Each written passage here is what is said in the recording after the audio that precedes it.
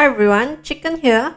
In the last lesson, we rendered the skin of our characters. In this lesson, we'll be moving on to hair. I have here a few colored line arts from Lesson 5, Chapter 2. We'll be using them to practice our rendering before moving on to our character illustration.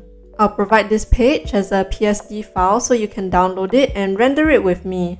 To start out, we're just gonna really roughly block in the major shadows on the top and the bottom of the hair. Because our hair has volume and it's kind of curved, shadows will be present on the top and the bottom. Now let's color the line art to match the color of the hair.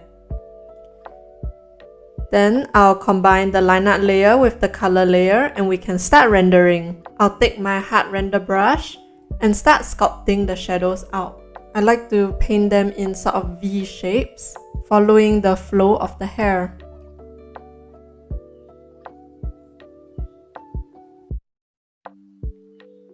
And I'll do the same for the top hair. Again, going in V shapes that will point down sharply.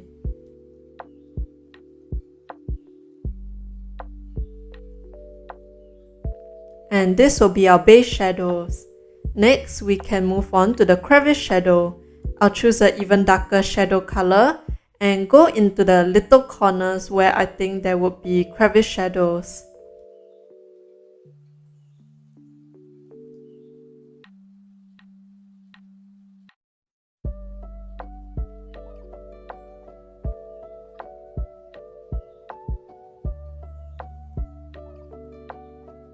I like to put crevice shadows where our stray strands of hair go out, so that it really emphasizes the volume. Then I'll use the base lighter color to sculpt the shadows even more. With the same sharp strokes, I'll extend the light part down where I think hairs will be sticking out, like the stray strand here. Now that our base shadows are all in, let's choose a secondary color for the shadow bodies. Like we learned in the color chapter, we can either choose a complementary color, an analogous color, or blue. There's no hard and fast rule to which color I'll choose for hair, so let's just try all three and see which one we like more. I'll start out with a complementary color, using the same technique of painting it in lightly, color picking, then painting the rest in. Next, we can try a blue. And finally, an analogous color.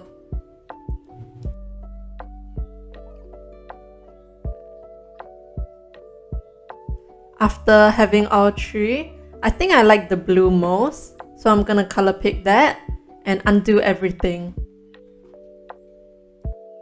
Now using the new color with blue introduced, I'll go over all the shadow bodies and add that blue tint.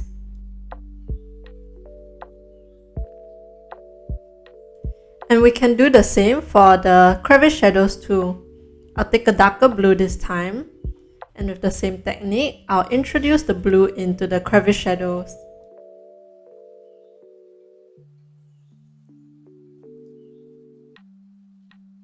Now, I'll saturate the border of the shadow body a little bit with a saturated color to note down the halftone. I will follow the contour of the shadow body and keep it roughly the same shape.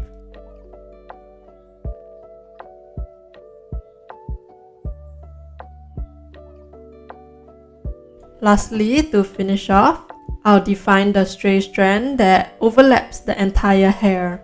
Because we lost some of that detail as we were rendering just now, I'll render it last. And that's our first chunk of hair complete. Usually, I use this style of hair for the bangs, as the shape is short and bouncy. Now let's apply that to a long strand of hair. These shapes of hair will be more suitable for the side hairs and the back hairs. The process will be mostly similar, but when we have twists like this, we have to take note of the different surfaces. I have noted down where the light is coming from, and I'll just highlight the part that is facing the light. Having two tones like this can really emphasize the twist in the hair to show that there are different sides facing different directions. And I'll do the same for the other hair too. The light is coming from the right, so the middle portion will be highlighted.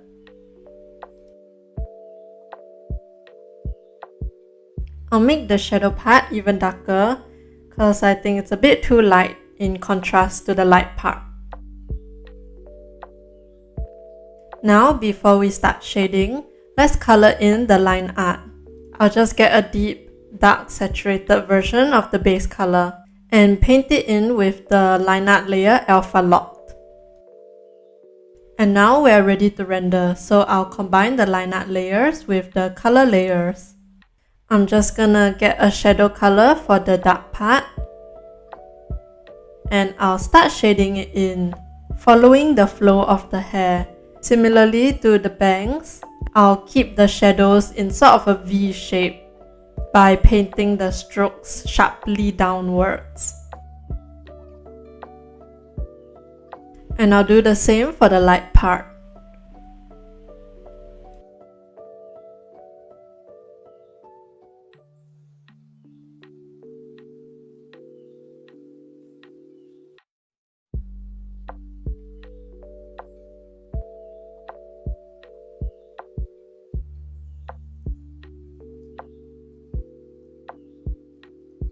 And with our base shadow bodies down, let's start on the crevice shadows.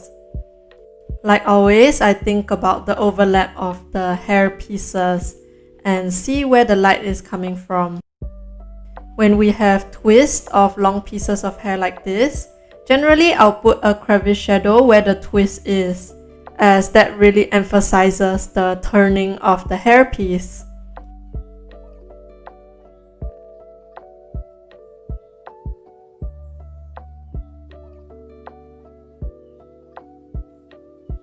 I'm gonna highlight the part directly facing the light source a little bit, just to emphasize the lighting. And we can get started adding our secondary color. I chose an analogous color which already happens to be blue.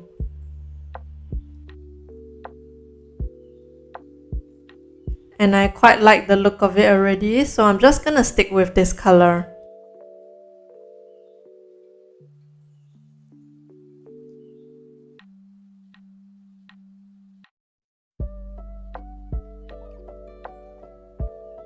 Now I'll do the same for the light part. I'll pick a lighter blue this time since it's in the lighted part. Now let's paint in the halftone with a more saturated color. Again, we follow the outline of the shadow body in the same V shapes, and the same thing for the shadowed part. I'll paint the highlighted part even brighter because I still think it's a bit dark.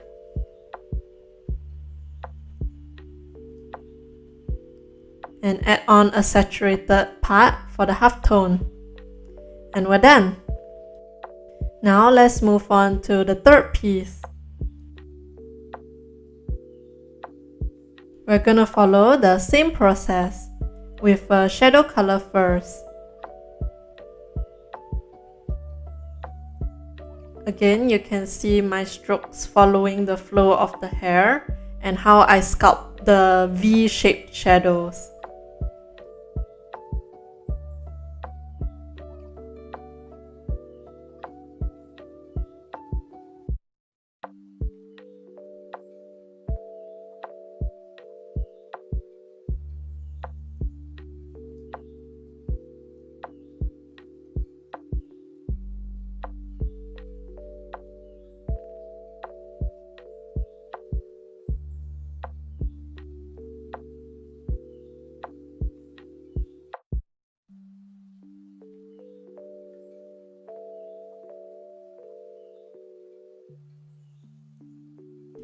With our shadow bodies done, we can go in with our crevice shadows. Like the previous long strand, I put crevice shadows where the twist is to emphasize that folding.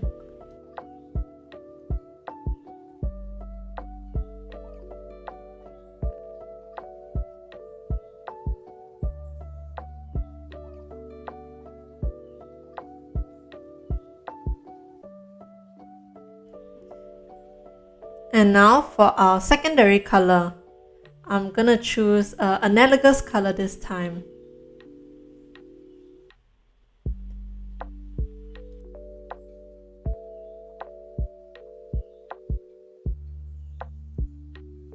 And finally, we paint in with a saturated color for the halftone.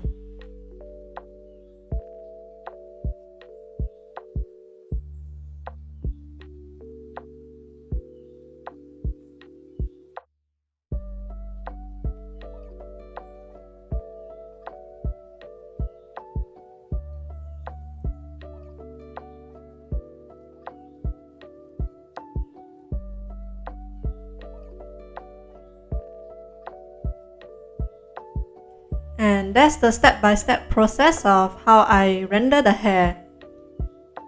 Let's apply what we learned to the character illustration now. Since we have our base shadows roughly there from our painting plan stage, we'll be starting out with painting in the crevice shadows. While I do that, I'll also be cleaning up the line art. Unlike the practice previously, we don't have really clean line art here. So as I paint in the crevice shadows with the dark color, I'll just go into the borders and start to define my line art.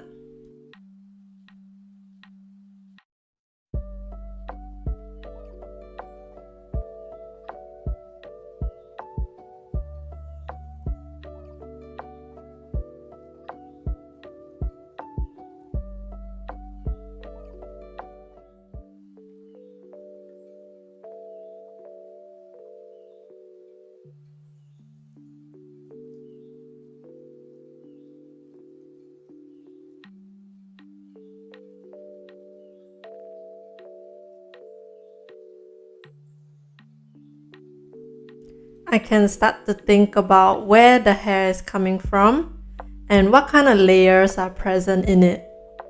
Over here, I was thinking this small strand would kind of bump out, so it'll cause that little shadow up there near the hair's origin.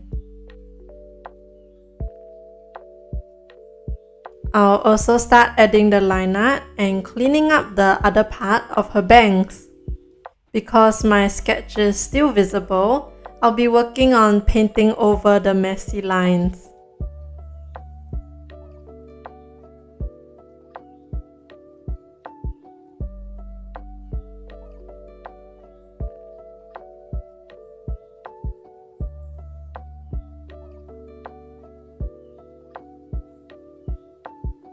Now that we have our overall shape more defined, I'm gonna start painting in the shadow body.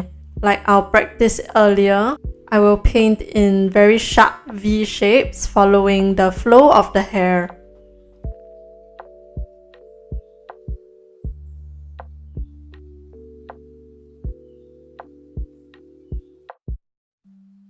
And as I paint, I constantly define my lines where I think they still look too rough and clean them up where I think they look too messy.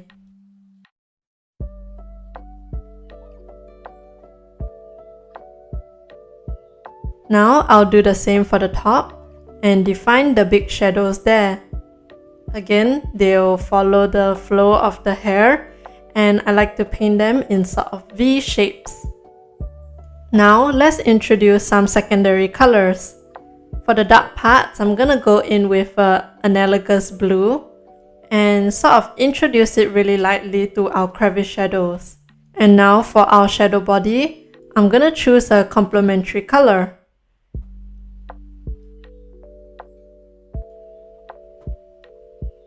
I'll paint that into the large part of the shadow, but remembering not to go over the terminator of the shadow so we can still see that darker purple coming out from below.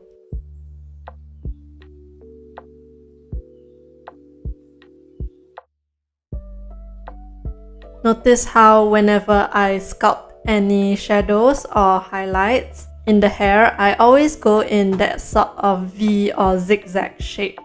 When we stick to this shape, it really shows the flow of the hair and gives the illusion of many more strands, even though we are just drawing one big chunk.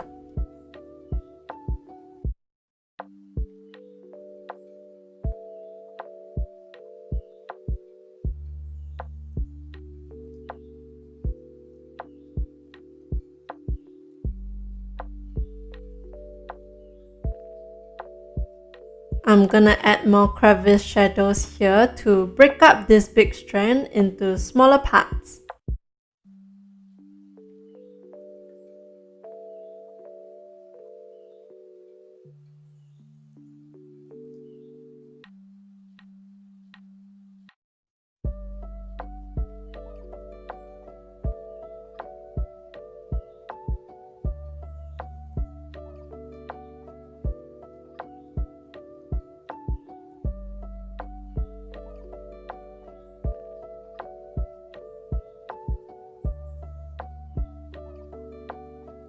Now I'll move on to the highlighted part of her hair. We have sort of a blue tint to it from the painting plan stage. So now I'm just gonna paint a slightly brighter and less saturated color into it. Again, I remain within the border of the blue and go in that same zigzag V shape.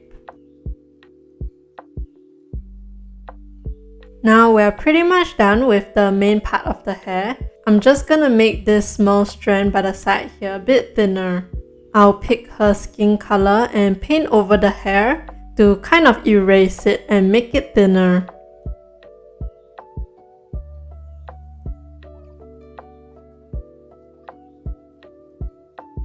Now I'm gonna add the stray strands. I leave them to last because I'll overlap them over the main part of the hair. I will either paint them on by drawing the strand with a shadow color, then painting on with the base color, or I use the base color first, then paint on the shadows or the line art.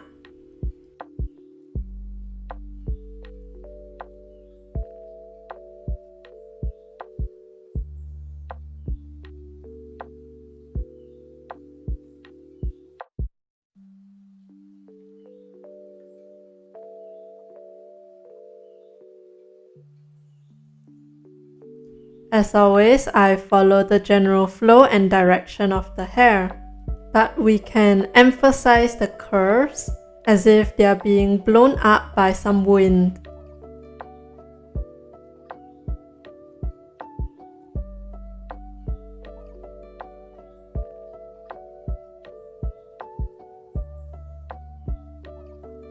I'll have one on top here too.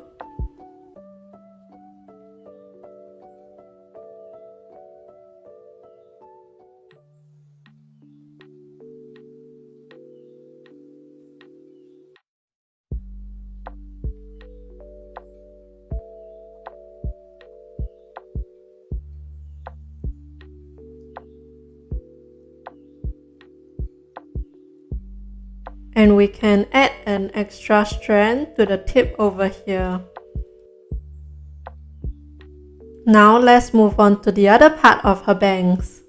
I will define our big shadow bodies first with the V shapes.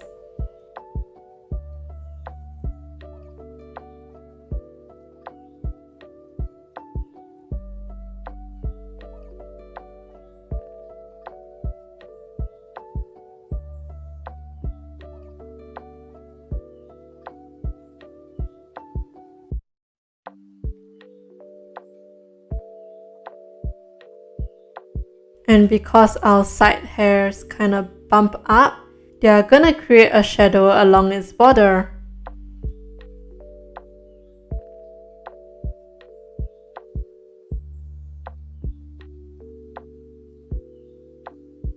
And between the light and the shadow, we're gonna paint in an extra saturated halftone.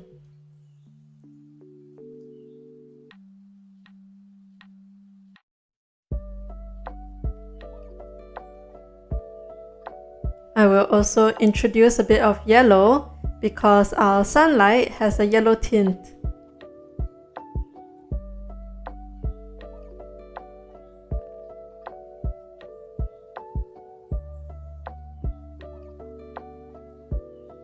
And I'll continue to sculpt the shadows.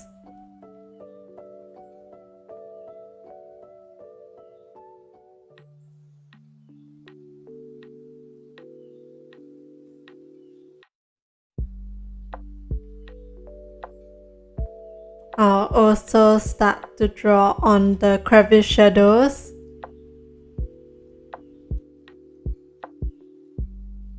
And paint on the stray strands.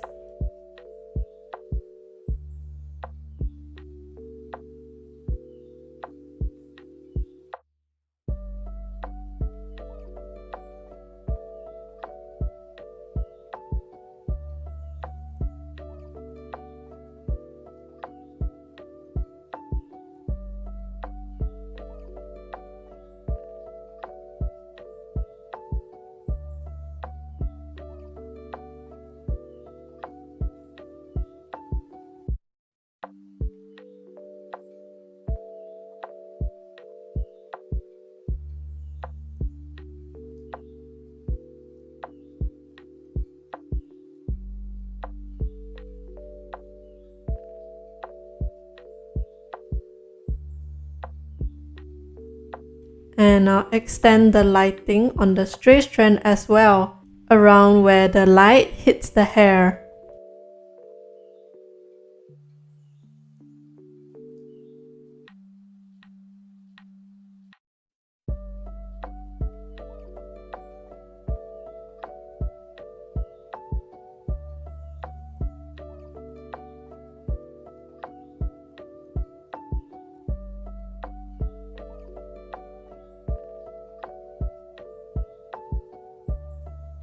And that's our bangs done. Now I'll move on to her side hair. Because everything is so rough, I'm gonna start out by defining the shape.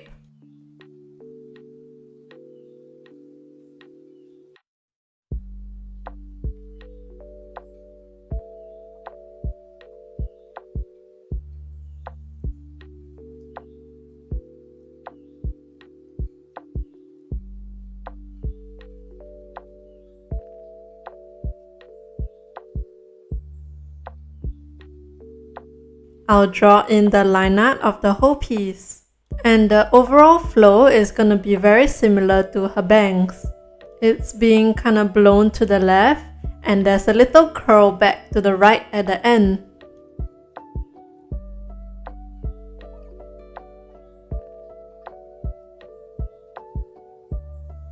I'll shade it in with a shadow color, but I'll introduce the hint of pink that we covered up back.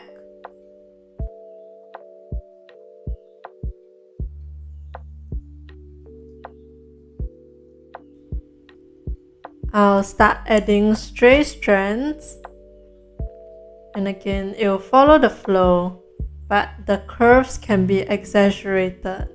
And I'll use the color of the highlight from the bang to paint on the highlights of the side hairs.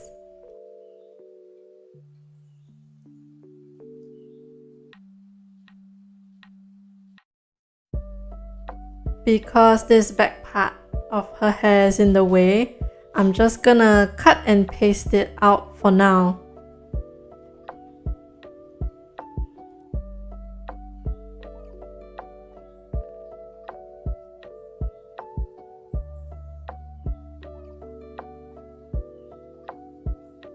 When I got it in the selection, I'll drag 3 fingers down, press cut and paste, and it will be isolated onto another layer. Now I can just focus on rendering this part of the side hair.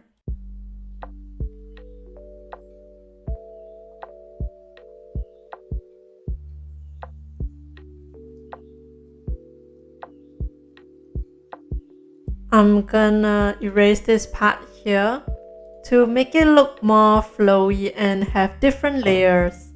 I like to do this when I have long strands of hair that look a bit too thick.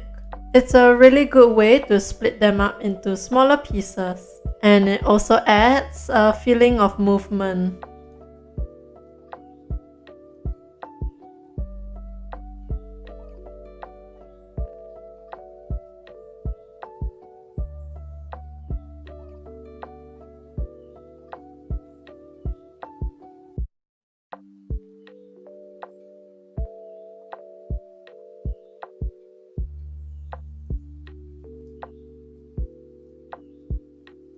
I'm gonna use the liquify tool to exaggerate the curves. so it looks even more flowy, like it's being blown in the wind.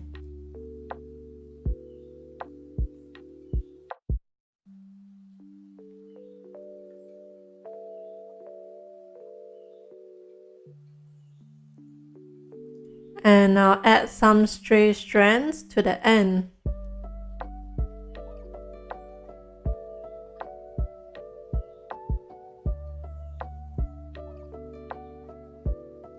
I'll clean everything up and we can move on to the back hair.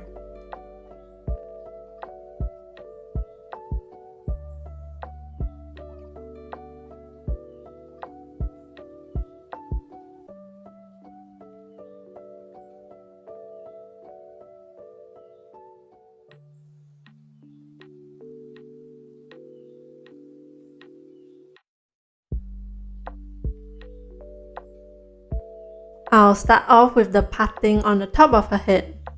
It will curve back towards the back of her head as her head is a sphere. I will first go in with a pretty dark shadow color and start sculpting outwards. Take note that we will be working from dark to light, so we can paint on a pretty big portion of the dark shadow, as I will use a lighter color and paint over it like this. The hairs will always be coming out from that point. When I paint using the dark shadow, I'll paint coming out from that line. And when I sculpt the light part, I will move with strokes going towards the line, like I did here.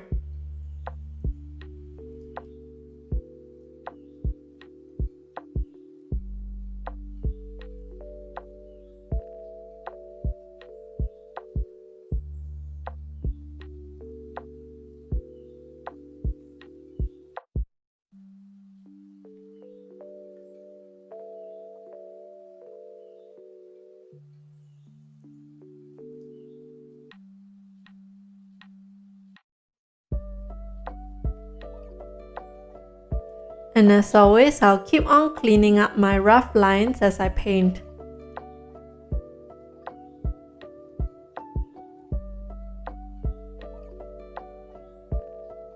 I'm gonna add a little bit of a highlight here since it's kind of facing the light a little bit. And it'll really show that dimension of the hair going into the parting.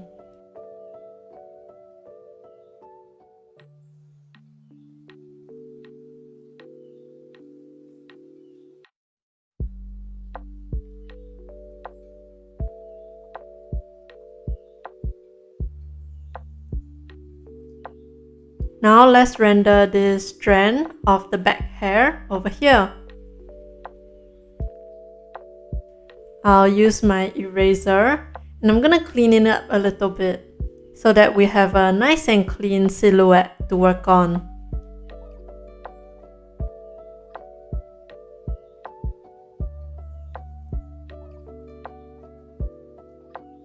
I'm gonna do a twist here, so let's apply what we learned from the practice just now.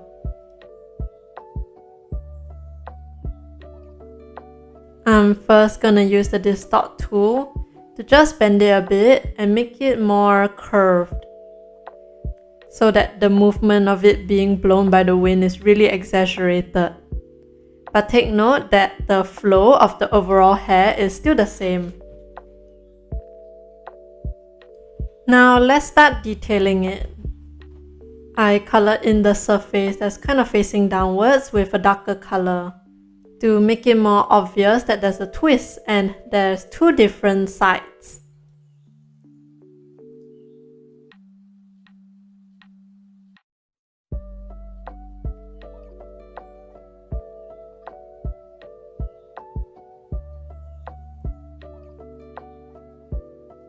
And now I'm just gonna add the stray strands.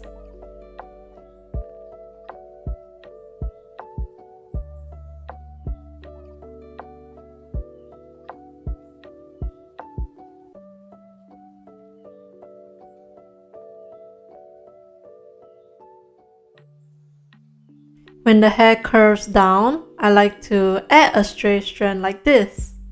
I think it really just adds to the flowiness and the fluid look of hair.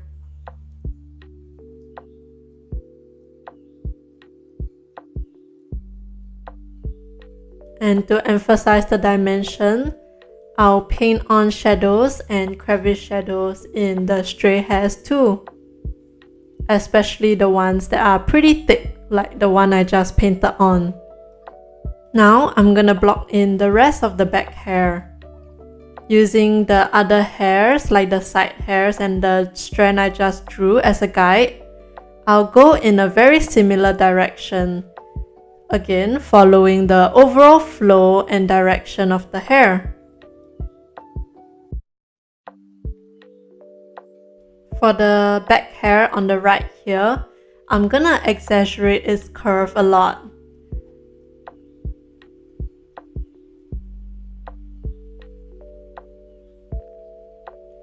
But if you compare it to the other hair, we can see that the flow is still the same. It first kind of bends into a curve and then it curls to the right at the end. And we can use our liquify tool to help us with the flow.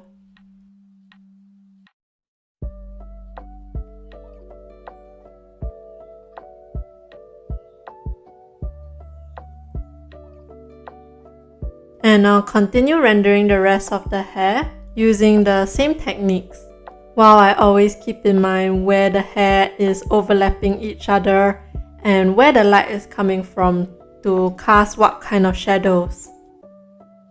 I finished rendering the hair here, and you can see how all strands of the hair follow a similar flow.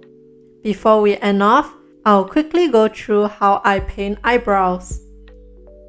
I've just used the shadow color to paint on the eyebrows really simply, with the inner part slightly thicker than the outer part. Next, I'll take the hair base color and just go over really lightly the middle of the lines. I'll define it a little bit more with a darker color. And I do the final adjustments of the position with the liquify tool.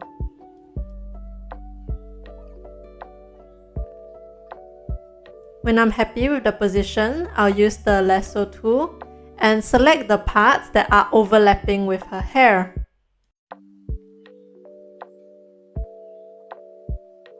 Once those parts are selected, I'll use the eraser tool and I'll just erase those parts very slightly so that the parts of her eyebrow that are underneath her hair are more translucent.